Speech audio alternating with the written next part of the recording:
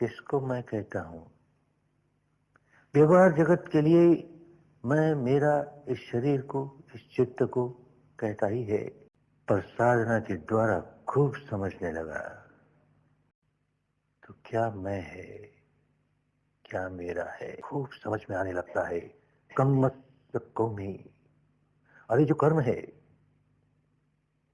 बस उसी पर मेरा अधिकार है। कर्म ही मैं हूं, कर्म ही मेरा है। कम दाया तो मैं अपने ही कर्मों की विरासत हूं। अच्छा बुरा, पुरुष नारी, मनुष्य मनुष्यतर जो कुछ हूं, अपने ही कर्मों की विरासत है। सुखी दुखी जैसा भी हूं, अपने ही कर्मों की विरासत है। ये कर्म फल है जिसे मैं मेरा कहे जा रहा हूं। कर्म योनि, मेरी उत्पत्ति कर्मों से ही होती है। चाहे जिस योनि में जन्मे, वस्तुतः तो कर्म की ही योनि है। वही उद्गम है, वही उत्पत्ति का स्थल है।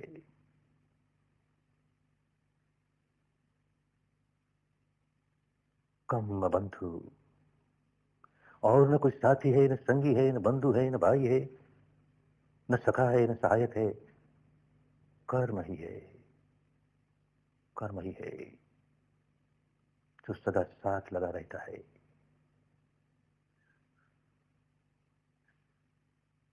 कर्म पटिशरण,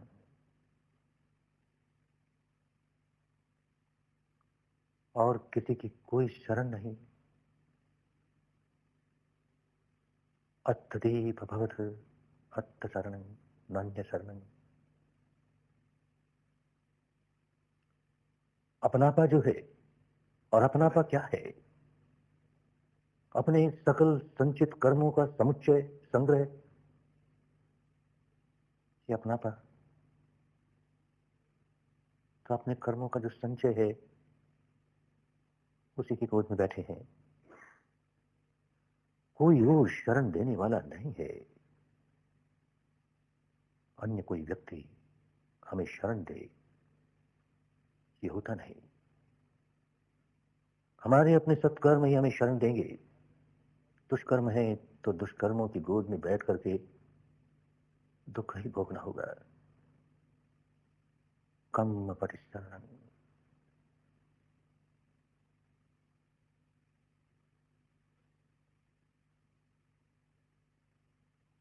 यं कर्मं करिष्यामि कल्याणं वा पापकं वा तत्सदायादु भविष्यामि इति।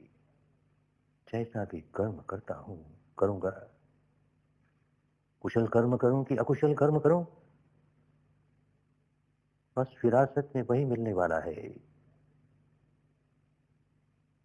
दायजे के रूप में वही मिलने वाला है, वही दायाद है। विपश्य साधक का ये होश जगते रहना चाहिए।